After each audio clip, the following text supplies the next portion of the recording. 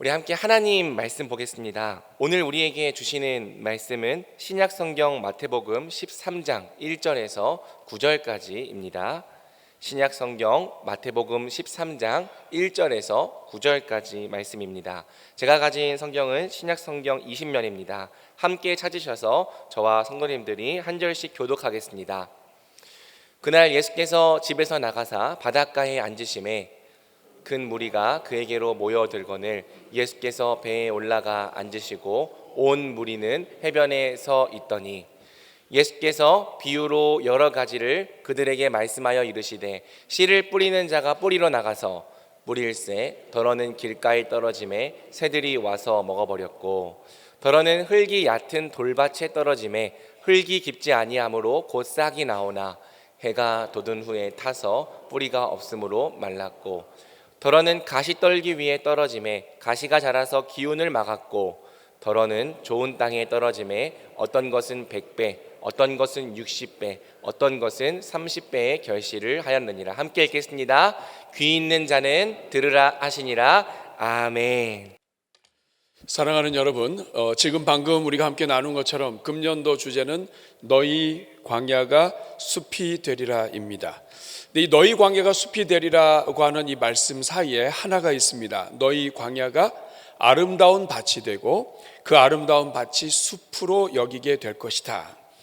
사랑하는 여러분, 금년도에 이 주제가 이루어지려면 광야가 밭이 돼야 합니다. 아름다운 밭이 돼야 합니다. 저는 여러분 가정마다, 여러분 심령마다, 여러분의 모든 환경과 여러분의 가정에 주신 모든 영혼들이 광야에서 아름다운 밭으로 변화되는 역사가 있기를 주님의 이름으로 축복합니다. 그런데 여러분, 여기서 조심할 것은 아름다운 밭이 되는 것이 중요하지만 초점은 밭에 있지 않다는 거예요. 오늘 이것을 여러분들과 함께 나누면서 신년 주제 말씀을 계속 증거하려고 합니다. 오늘 우리가 읽은 이 본문 말씀은 우리가 너무나 잘 아는 본문이에요. 그런데 동시에 많은 성도님들이 이 본문을 오해해서 잘못 읽는 경우가 많은 본문이기도 합니다. 왜 그렇게 오해하게 되냐 하면 밭에 초점을 두기 때문입니다. 네 종류의 밭이 있습니다. 어떤 밭들이 있습니까? 길가, 돌밭, 가시떨기밭, 그리고 좋은 땅, 좋은 밭이 있습니다. 이 네 개의 밭은 사람의 마음밭을 이야기하는데 이 마음밭에 따라서 결과가 달라진다는 거죠. 근데 초점을 밭에다 두다 보니까 절망에 빠지게 됩니다. 왜냐하면 밭은 바뀌지가 않아요. 여러분, 길가에다가 계속 물 준다고 해가지고 여러분 길가가 밭이 됩니까? 우리 집안을 가만히 보니까 가시밭이에요. 부모님도 가시밭, 아이들도 가시밭, 신우 올케도 가시밭, 남편과 아내도 가시밭, 환경도 가시밭, 집안 대대로 가시밭. 그러니까 이 가시밭을 주목하다 보면 아무리 씨가 뿌려져도 우리 가시밭인데 우리는 어떤 능력도 일어날 수 없다라고 자포자기하게 되는 거예요. 사랑하는 여러분, 오늘 이 본문의 말씀은 너는 밭이 그 모양이니까 너는 아무것도 안 된다는 것을 이야기해 주시는 본문이 아닙니다. 오늘 본문을 그렇게 보기 때문에 고정된 거예요. 여러분, 베드로가 예수님에게 집중했을 때에는 이 베드로가 놀라운 이 기적을 경험합니다. 바다 위를 걸어요. 그런데 여러분, 이 베드로가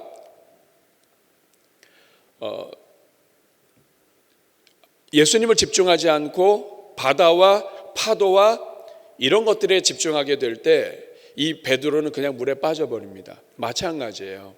오늘 이 땅에 살아가는 성도들도 나 자신을 보고 사람에게 집중하고 밭에 집중하고 하게 되면 결국에는 다 넘어지게 되어 있습니다. 오늘 본문의 초점은 밭이 아닙니다. 어디서부터 시작해야 되는가? 여러분 오늘 본문 제목부터 다시 잘 붙여야 됩니다. 여러분 3절 말씀 한번 같이 봐주시길 바랍니다. 3절 말씀을 보면 예수께서 비유로 여러 가지를 그들에게 말씀하여 이르시되 씨를 뿌리는 자가 뿌리러 나갔다. 오늘 본문은 씨를 뿌리는 것에 대한 비유입니다. 이것을 오늘 18절 이후에는 예수님께서 이 본문을 아예 이 설명을 하시고 주석을 해 주셨습니다. 18절 말씀 같이 읽어볼까요? 시작. 자, 오늘 이 본문 비유의 제목이 뭐라고요? 씨 뿌리는 비유입니다. 오늘 이 본문은 네 가지 밭에 대한 비유가 아니라 씨 뿌리는 비유입니다. 초점이 밭이 아니라 씨에 있는 거예요. 씨를 뿌리고 계시는 하나님에 대한 이야기입니다. 지금 이 순간에도 멈추지 않으시고 씨를 뿌리시는 그 하나님을 이야기하고 있는 거예요. 그러면 여러분, 오늘 저는 이 본문이 이야기하고 있는 의미가 무엇인지를 여러분들과 함께 살펴보려고 합니다. 본문의 제목이 씨 뿌리는 비유라고 한다면 오늘 이 본문의 이 비유를 통해서 우리 하나님께서 우리에게 말씀하시고자 하는 것은 무엇인가? 오늘 이것을 여러분들과 함께 나누려고 그래요. 이 비유의 핵심이 무엇인가? 첫째는 뭐냐면 기적의 역사는 지금도 계속된다는 겁니다. 같이 따라 하시겠습니다. 기적의 역사는 지금도 계속된다. 왜 기적의 역사가 계속되느냐? 그 이유는 하나님이 지금도 씨를 뿌리고 계시기 때문입니다. 우리 3절 말씀 같이 읽겠습니다. 시작. 예수께서 비유로 여러 가지를 그들에게 말씀하여 이르시되 씨를 뿌리는 자가 뿌리러 나갔다. 이걸 하나님을 이야기합니다. 하나님이 씨 뿌리는 자예요. 근데 이 씨를 뿌리는 분이 지금 뿌리러 나갔습니다.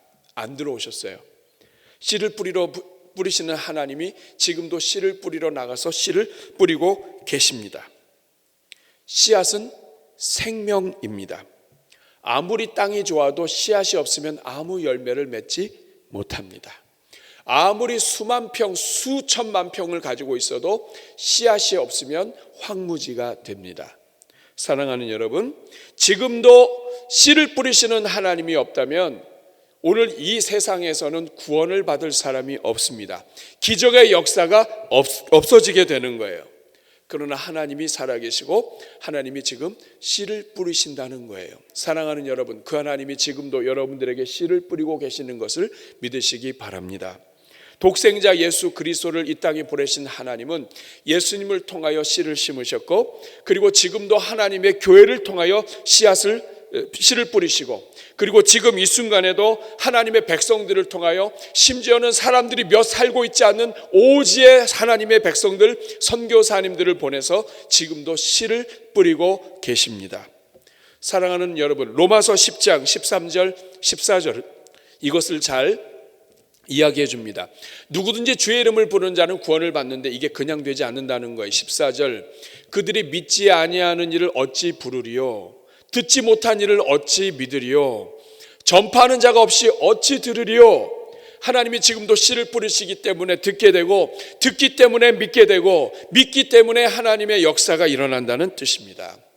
여러분, 씨앗은 부활의 능력을 가진 것으로 성경이 설명을 합니다. 고린도전서 15장 35절부터 38절을 보면 누가 묻기를 죽은 자들이 어떻게 다시 살아나며 어떠한 몸으로 오느냐, 부활이 어떻게 되느냐. 근데 이 부활을 설명하면서 씨앗을 가지고 설명합니다. 36절에 어리석은 자여, 네가 뿌리는 씨가 땅에 들어가서 죽어야 열매가 맺는다. 37절에 네가 뿌리는 것은 알맹이뿐이다.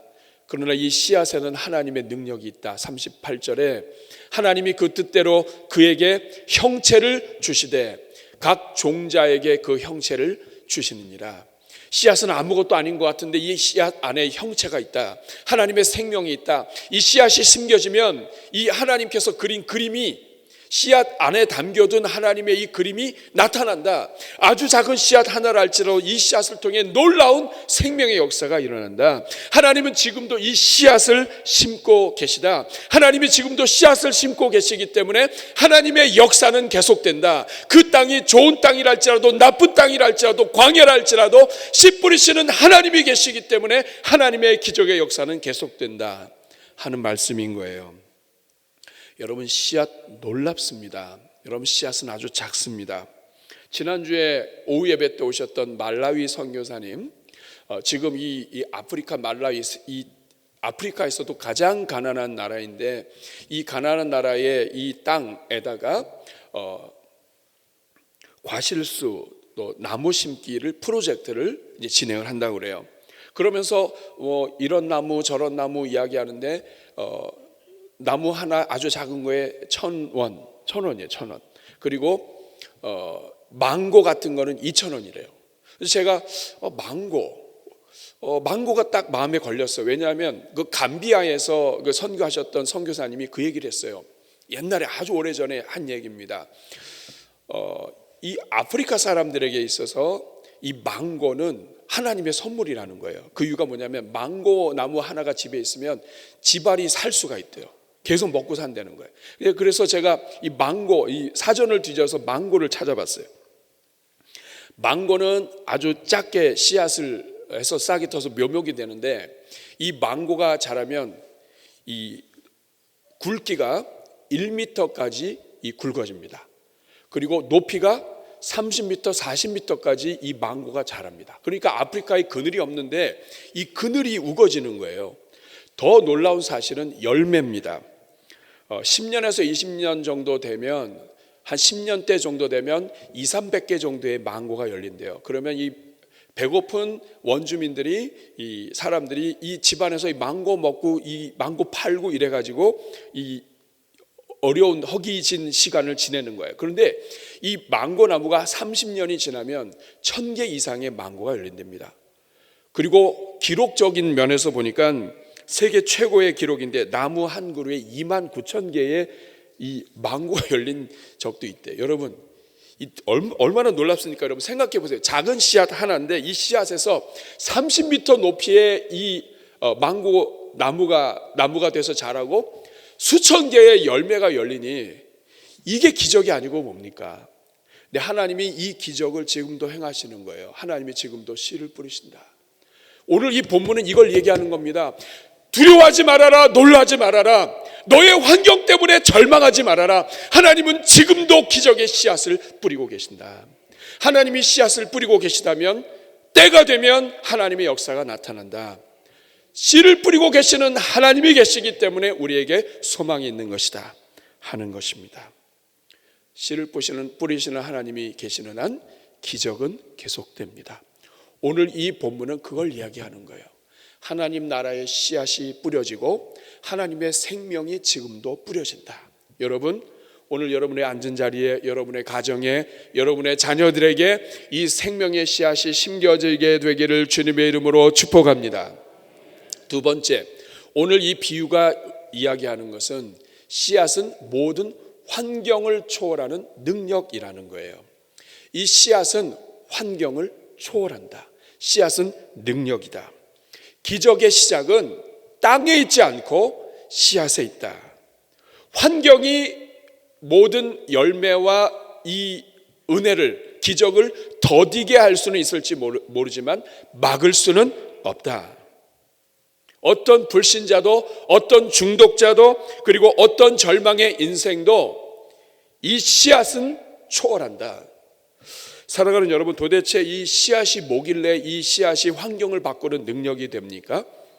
오늘 우리가 읽은 이 본문은 이 씨앗이 무엇인지를 알려줍니다. 씨앗이 무엇이냐? 오늘 19절 말씀을 보니까 씨를 뿌렸는데 아무나 천국 말씀을 듣고 깨닫지 못할 때에는 악한 자가 와서 그 마음에 뿌려진 것을 빼앗나니 이는 곧 길가에 뿌려진 자요. 씨를 뿌렸다고 했는데 씨가 결국 무엇입니까? 말씀입니다. 20절에 돌밭에 뿌려졌다는 것은 말씀을 듣고, 씨를 뿌렸다. 하나님은 지금도 말씀을 심으신다. 왜 이 말씀이 이 씨앗이냐? 말씀은 능력이고 하나님은 말씀으로 천지를 지으셨습니다. 이 하나님의 말씀은 그 자체가 기적이고 능력이고, 이 말씀은 무엇이든지 다 뛰어넘는 하나님의 강력입니다. 22절도 마찬가지예요. 가시떨기에 뿌려졌다는 것은 말씀을 들었다. 23절, 좋은 땅에 뿌려졌다. 말씀을 들었다. 씨앗은 말씀이에요. 그리고 이 씨앗은 하나님의 말씀이자 예수 그리스도 자신을 이야기합니다. 씨 뿌리는 자가 와서 씨앗을 뿌렸다. 이것은 예수 그리스도요, 예수 그리스도의 복음이요, 생명의 말씀입니다. 왜 이 말씀이 예수 그리스도 자신이냐? 태초에 말씀이 계시니라. 이 말씀이 하나님과 함께 하셨으니 이 말씀은 곧 하나님이신데 이 말씀이 육신이 되어서 우리 가운데 오셨다. 하나님의 말씀은 이 땅에 오셔서 생명을 주시는 예수님을 상징합니다. 천국의 주인 되시는 예수님과 예수님의 십자가 복음을 상징합니다. 예수님께서 우리를 위하여 이 땅에 오셔서 참된 말씀으로 진리로 오셔서 우리를 위하여 죽으시고, 그 예수님을 믿는 자들마다 생명의 역사가 일어나는 것을 가르쳐 줍니다. 로마서 9장 29절은 이것을 잘 이야기합니다. 또한 이사야가 미리 말한 바, 만일 만국의 주께서 우리에게 씨를 남겨두지 아니하셨더라면 우리가 소돔과 같이 되고 고모라 같이 되었다. 씨를 남겨두셨는데 이 씨가 누구냐? 예수 그리스도이시다. 또한 요한복음 12장 23절 24절 말씀을 보면 예수께서 대답하여 이르시되 인자가 영광을 얻을 때가 왔도다. 내가 진실로 진실로 너에게 이르노니 한 알의 밀이 땅에 떨어져 죽지 아니하면, 한 알의 밀, 예수 그리스도께서 땅에 떨어져 씨앗으로 죽어야만 많은 열매를 맺는다. 예수님께서 십자가에 달려 죽으시고, 예수님께서 한 인생에게 찾아오시고, 예수님께서 병든 자에게 찾아오시고, 사망 가운데 있는 자에게 찾아오시고, 죽은 나사로의 가정에 찾아오시고, 예수님께서 찾아오셔서 누구든지 그 가정에 심겨지게 되면, 누구든지 그 가정에 예수님이 들어가시게 되면, 누구든지 예수님을 영접하게 되면, 누구든지 오늘 이 순간 예수님을 만나게 되면 그 인생은 하나님의 말씀이 들어간 것이요, 그리고 기적이 시작된다. 어떤 환경도 다 바뀐다. 이런 뜻입니다. 사랑하는 여러분, 하나님의 말씀 예수 그리스도는 환경의 지배를 받지 않으십니다. 예수님을 거역하고 교회를 핍박했던 사도 바울은 길가와 같은 밭이었습니다. 여러분, 그러나 이 길가와 같은 밭 되었던 사도 바울이 예수님을 만나니까 이 사도 바울이 하나님의 능력의 종이 됩니다. 여러분, 오늘 이 본문은 밭에 대한 이야기가 아닙니다. 길가와 같다 할지라도, 돌짝밭과 같다 할지라도, 가시떨기와 같다 할지라도 우리 주님은 어떤 밭에서든지 생명을 일으키십니다. 어떤 밭도 다 바뀔 수 있습니다. 오늘 저와 여러분 마찬가지 아닙니까? 우리 중에 좋은 밭이 누가 있어요? 다 왕년에 이상한 밭이었는데 예수 그리스도 만나서 오늘 이 자리에 말씀이 심겨지는 밭이 된 거예요. 오늘 여러분, 이 중에 돌짝밭 아니었던 사람이 하나도 없습니다. 우리 중에 가시밭 아니었던 사람이 하나도 없습니다. 우리 살아온 환경이 가시밭 덩굴, 가시 덩굴 속에 없었던 사람이 아무도 없습니다. 그러나 그 모든 환경 속에서 생명 되신 주님이 역사하시면 열매 맺는 인생이 된다는 거예요. 강력한 죄인도, 어떤 세상이 포기했던 죄인도, 도저히 변화될 수 없다고 생각했던 사람도 이 하나님의 말씀이 심겨지게 되면, 예수 그리스도가 심겨지게 되면 그 사람은 열매를 맺는다는 거예요. 그러므로 여러분, 광야가 밭이 되고 숲이 되려면 이 하나님의 말씀이 심겨져야 하는 것입니다. 그래서 여러분, 찬송가 268장 죄에서 자유를 얻게 하면 가사를 보면 제가 은혜를 받았어요. 죄에서 자유를 얻게 하는 것은 기적이죠. 보혈의 능력 주의 보혈, 시험을 이기고 승리하게 하니 참 놀라운 능력이로다. 2절 가사, 육체의 정욕, 이걸 어떻게 이깁니까? 그러나 보혈의 능력 주의 보혈, 정결한 마음을 얻게 하니 참 놀라운 능력이로다. 3절, 눈보다 더 희게 말키는 것. 여러분, 이 더러워진 인생, 그리고 이 종이 백지에 잔뜩 낙서가 돼서 고칠 수가 없는 이 인생, 어떻게 희게 말킵니까? 보혈의 능력, 주의 보혈, 부정한 모든 것 말키시니 참 놀라운 능력이로다. 주의 보혈 능력이 또다. 주의 피 믿으오. 주의 보혈 그 어린 양의 매우 귀중한 피로다. 우리 주님의 씨앗이 들어가면, 말씀이 들어가면, 예수님을 만나면 그 인생이 어떻게 자랐든지, 어떤 환경에 있든지, 어떤 죄인이라 할지라도 관계없습니다. 이 씨앗은 다 바꿔버립니다. 지금 이것을 이야기하시는 겁니다. 사랑하는 여러분, 여러분은 예수님이 모든 인생을 바꾸시고 하나님의 말씀이 모든 인생을 새롭게 하시는 것을 여러분은 믿으십니까? 이 말씀이 여러분의 심령 가운데 역사하는 은혜가 있기를 축복합니다. 그러면 세 번째로, 어떻게 하면 우리가 변화될 수 있는가? 하나님의 말씀이 기적이고 하나님은 지금도 그 기적의 씨앗을 뿌리신다면 어떻게 우리가 변화되는가? 이것이 가장 중요합니다. 씨앗에 대한 우리의 태도가 밭을 결정한다는 거예요. 따라하겠습니다. 씨앗에 대한 태도가 밭을 결정한다. 성경을 잘못 읽으면 우리가 이렇게 돼요. 밭이 씨앗을 결정한다라고 생각해요. 오늘 본문은 그렇게 써 있지 않습니다. 여러분 잘 보셔야 돼요. 밭이 씨앗을 결정한다는 얘기 뭐냐면, 내가 길 가면 씨앗이 뭐가 와도 난 안 된다가 되는 거예요. 그러면 여러분 이게 맞지 않는 것이, 온 땅의 불신자들, 여러분 초대교회에 사도 바울이 전도하러 갔을 때 그 사람들은 다 길가밭이에요. 유대인들은 길 중에서도 콘크리트입니다. 사도 바울 자체를 반대하고 사도 바울을 죽이려고 했던 콘크리트예요. 그런데 여러분, 그 콘크리트든 길가든 이방인들 믿지 않는 그 길가 같은 모든 밭들이 복음으로 다 변화됩니다. 그러니까 밭이 씨를 결정하는 게 아니에요. 씨가 밭을 결정하는데, 오늘 본문을 잘 읽어보십시오.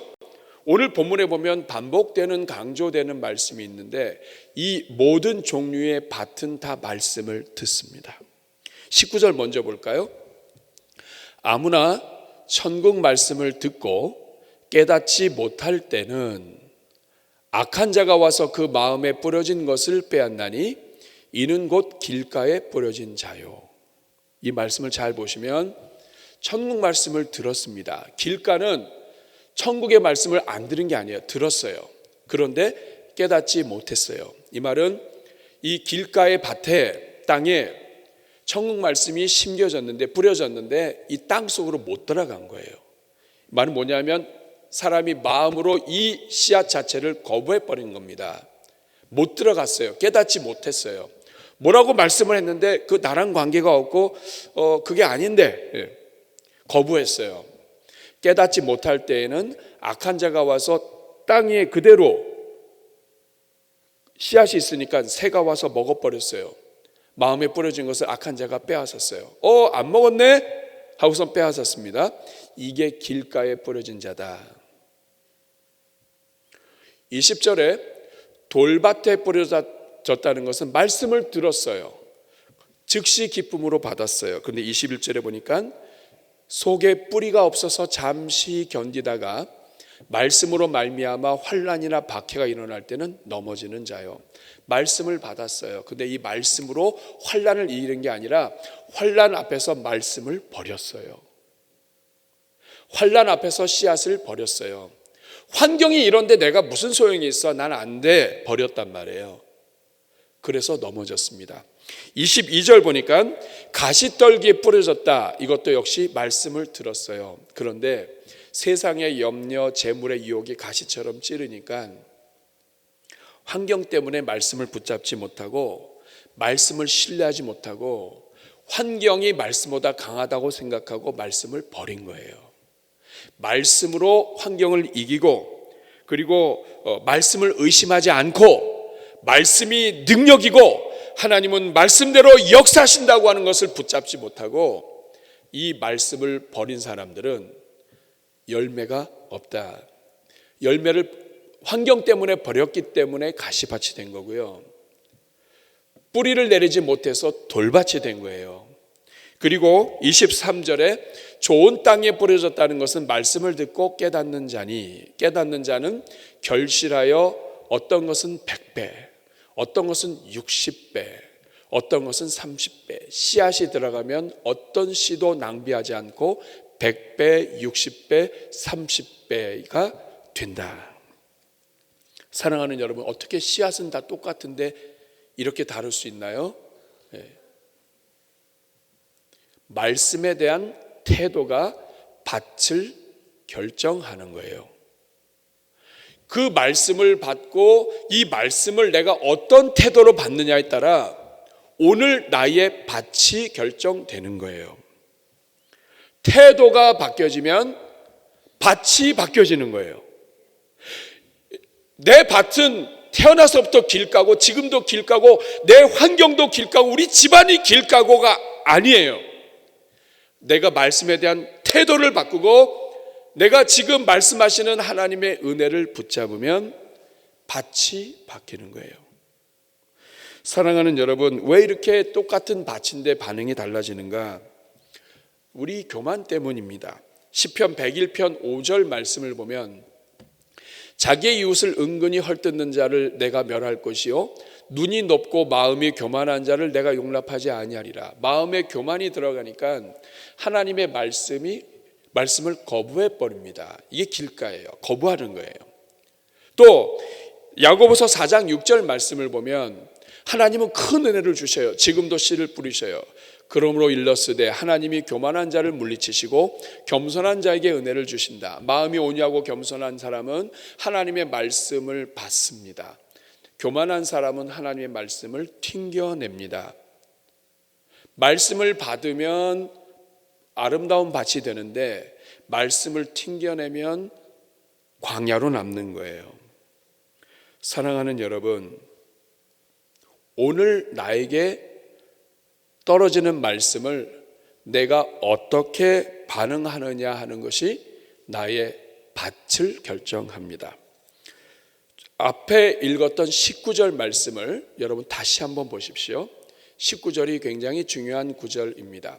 19절을 보면 아무나 천국 말씀을 듣고 깨닫지 못하면 악한 자가 와서 그 마음에 뿌려진 것을 빼앗아요.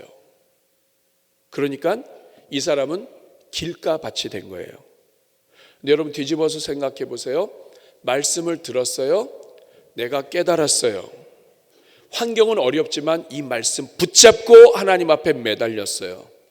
이 사람은 그 말씀에 대해서는 길가도 아니고 가시밭도 아니고 돌밭도 아니고 좋은 밭이 되는 거예요. 이것이 소망입니다. 오늘 본문은 이거를 가르쳐 주는 거예요. 사랑하는 여러분, 가시밭은 평생 가시밭이 아니에요. 오늘 나의 환경이 힘들어도 오늘 나에게 선포되는 말씀에 대해서 내가 어떤 태도를 가지느냐, 오늘 하나님이 나에게 하시는 말씀을 내가 아멘으로 받고 그 말씀을 내 심장에 집어넣고 그리고 그 말씀이 깨달아지기 시작하면 그 사람은 그 순간 즉시 밭이 바뀝니다. 그래서 여러분, 예수님을 거역하고 가족이 예수님 믿는 걸 반대하던 자가 주님 앞에 나와 예배 참석했다가 하나님의 말씀이 들어가면 그 순간에 밭이 바뀌어버리는 거예요. 하나님의 말씀은 밭을 바꾸는 능력인데 이 능력은 말씀을 받는 태도에 달려있는 거예요. 오늘 나의 태도가, 말씀에 대한 태도, 예수님에 대한 태도가 나의 밭을 결정합니다. 내가 광야가 변하여 아름다운 밭이 되고 숲이 되는 것, 금년 한 해 여러분 이거 가능한 거예요. 나는 집안이 이렇기 때문에 그냥 끝까지 가시밭이 아니에요. 내가 오늘 주님 앞에서 결단하고 금년 한 해 하나님의 말씀에 대해서 내가 결심하고 하나님 앞에 매달리면, 내가 말씀에 대한 태도를 바꾸면 그 순간에 밭이 되는 거예요. 여러분 이 은혜가 있기를 축복합니다. 그러면 여러분 밭만 바뀌면 숲이 되는 건 순식간이에요. 일단 나기 시작하면 순식간이에요. 밭으로 바뀌어야 돼요. 아름다운 밭으로 바뀌는 주의 은혜가 있기를 축복합니다. 자, 그러면 어떻게 하면 아름다운 밭으로 변화가 될까? 여러분들에게 세 가지 포인트만 알려드리고 말씀 마치려고 합니다. 내가 어떻게 하면 아름다운 밭으로 변화될까? 지름길입니다. 첫째는 금년도에는 말씀을 결사적으로 사모해야 돼요. 왜냐하면 하나님의 말씀이 기적이요, 말씀이 생명이요, 말씀이 내 인생 밭을 바꾸는 하나님의 선물이에요. 하나님은 지금도 씨를 뿌리세요. 하나님은 내가 신앙생활을 잘했던 잘못했던 그리고 하나님을 거역했던 시험에 들어서 넘어졌던 하나님은 계속 우리 인생에 씨를 뿌려주십니다. 말씀을 사모하기 시작해야 돼요. 따라하겠습니다. 주여 사모하는 마음을 주옵소서.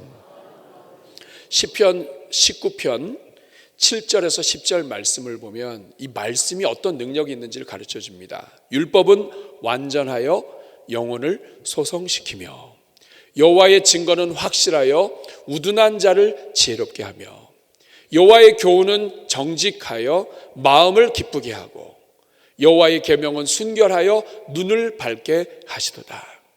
여호와를 경외하는 도는 정결하여 영원까지 이르고 여호와의 법도 진실하여 다 의로우니 10절 같이 읽습니다.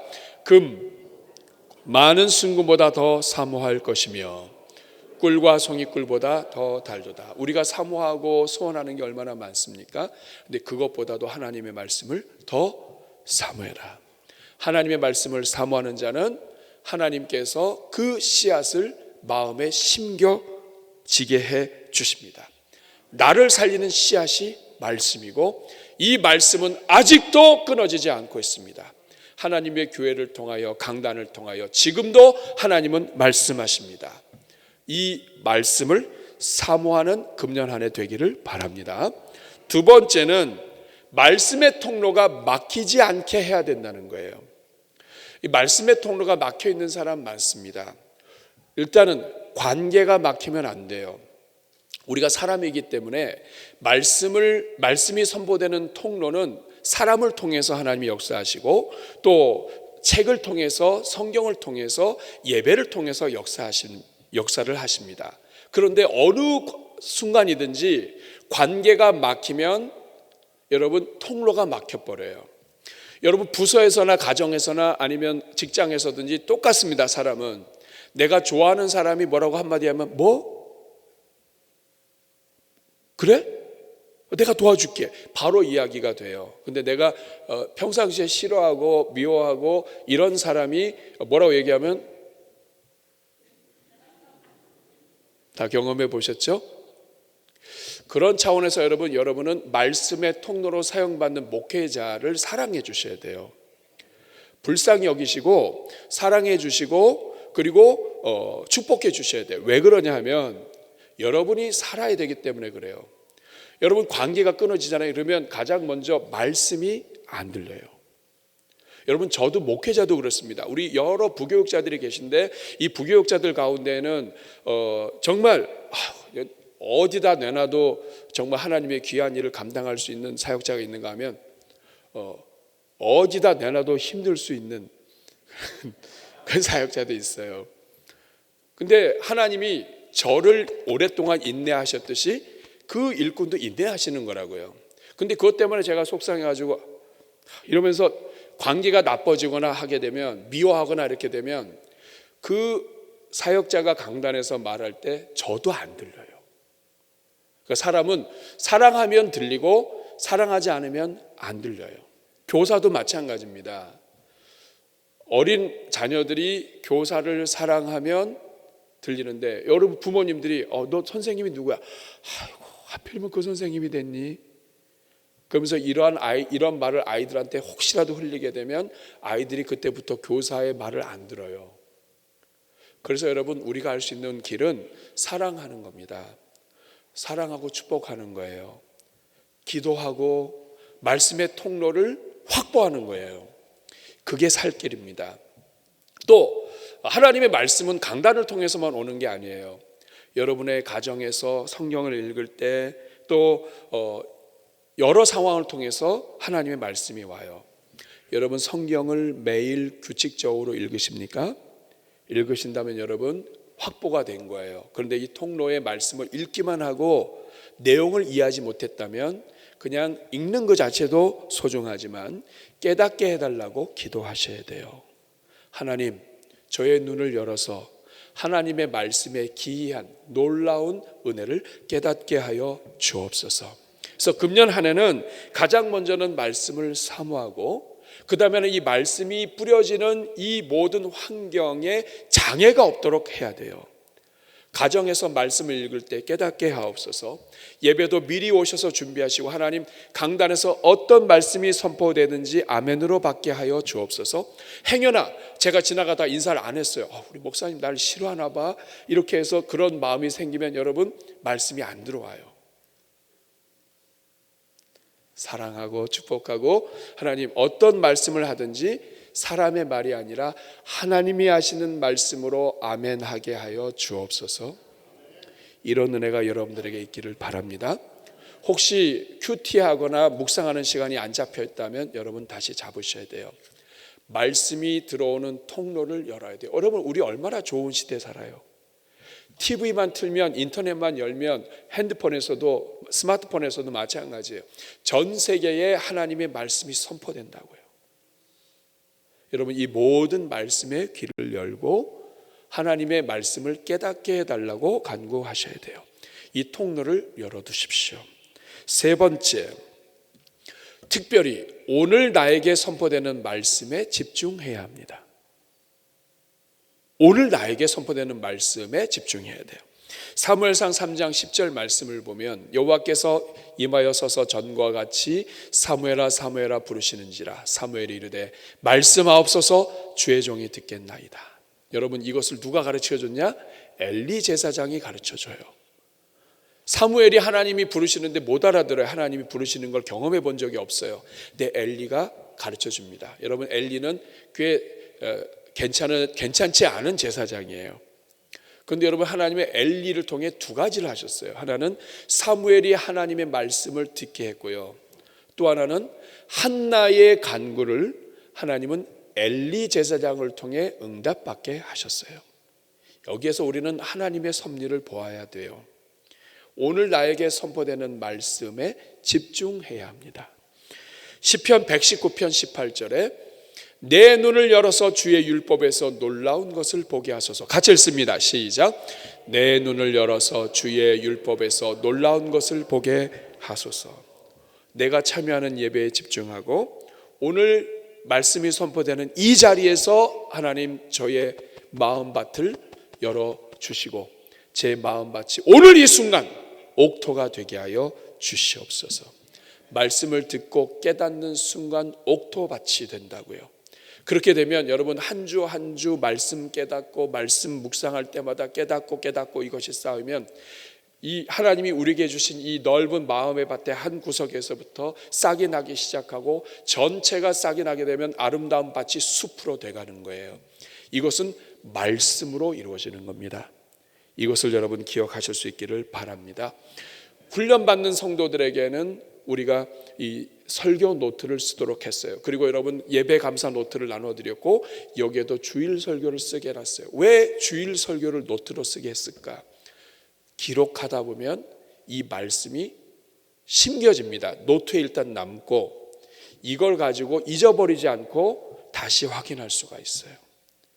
여러분 금년 한 해는 모두가 다 광야가 아름다운 밭이 되는 하나님의 말씀을 그대로 받아서 아멘으로 받을 때마다 하나님이 깨닫게 해주시고 광야 같은 인생을 아름다운 밭으로 만드시는 이 하나님의 능력이 여러분들에게 나타나게 되기를 축복합니다. 아름다운 밭은 예수님의 말씀을 통해 이루어집니다. 주여 귀를 열어 주옵소서. 주여 나의 모든 말씀의 통로들이 활짝 열리게 하옵소서. 막혀 있는 것이 있다면 주님 앞에 회개하게 하시고 모든 통로들을 활짝 열고 사방팔방에서 하나님의 말씀이 들어오도록 저의 인생을 주관하여 주옵소서. 이렇게 할 때에 하나님이 금년도에 여러분의 가정마다 인생마다 광야를 아름다운 밭이요 숲으로 만드시는 능력의 역사가 나타나게 될 것을 믿습니다. 이 은혜를 사모하면서 우리 한번 가슴에 손 얹고 우리 한번 같이 주님 앞에 기도하겠습니다. 주의 보혈 능력이 있도다. 우리 주님은 살아계신 하나님이시고 하나님은 지금도 씨앗을 뿌리십니다. 그 씨앗을 받지 못했기 때문에 황폐하게 되는 것이지 말씀만 받으면 좋은 땅으로 일어설 수 있습니다. 이 시간 기도하실 때 하나님 말씀 사모합니다. 하나님 말씀 사모하지 못했던 모든 것 용서하여 주시고 이제는 어떤 말씀도 아멘으로 받게 하시고 하나님의 말씀을 깨닫게 되는 은혜를 열어 주옵소서. 우리 한번 이렇게 기도할 때 한번 저를 따라해 주시기 바랍니다. 주여 은혜를 주옵소서. 주여 은혜를 주옵소서. 우리 같이 주여 한번 부르고 말씀을 묵상하며 기도하겠습니다. 주여 은혜로우신 아버지, 금년 한 해 하나님의 말씀이 심겨지는 한 해가 되기를 축복합니다. 우리 성도들의 삶에 하나님 아버지 계속해서 말씀을 뿌리시는 그 하나님의 은혜와 능력과 역사가 나타나게 하여 주옵소서. 어떤 광야 같은 인생도 어떤 돌짝밭 같은 인생도 하나님 아버지 우리 성도들의 가정이 은혜로 변화되게 하여 주시고 하나님의 영광의 아름다운 밭으로 변화되게 하옵소서. 한 영혼도 빠짐없이 하나님 아버지 광야가 숲이 되는 은혜의 물결에서 제외되지 않게 하여 주옵소서. 하나님 아버지, 이 자리에 있는 주의 종들을 축복합니다. 금년 안에 하나님 말씀을 사모하여 생명의 역사가, 기적의 역사가 가정마다 일어나게 하옵소서. 우리의 눈으로 환경을 보면 모든 것이 절망이지만 하나님은 환경이 아니라 씨앗을 보라고 말씀하십니다. 지금도 뿌리고 계시는 우리 하나님을 바라보며 하나님의 손이 가정마다 임하게 하여 주옵소서. 예수님의 이름으로 축복하며 기도하옵나이다. 아멘.